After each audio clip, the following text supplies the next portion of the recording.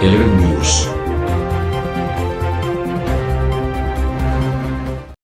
आज हैदराबाद पीपल्स हारी committee ladies wing के दफ्तर में सीमा सोलंकी, नायब सदर सिंध मुस्लिम लीग नून ने मोहतरमा आबदा कायम खानी साहिबा की सरबराही में पाकिस्तान पीपल्स हारी कमेटी लेडीज विंग में शमूलियत की, जबकि आबदा कायम खानी ने कहा कि हम मोहतरमा सीमा सोलंकी को तहे दिल से वेलकम करते हैं। आज हमारी हारी कमेटी में सीमा सोलंकी साहिबा ने भी शमूलियत का ऐलान किया है। हम इनका तहे दिल से शुक्रिया।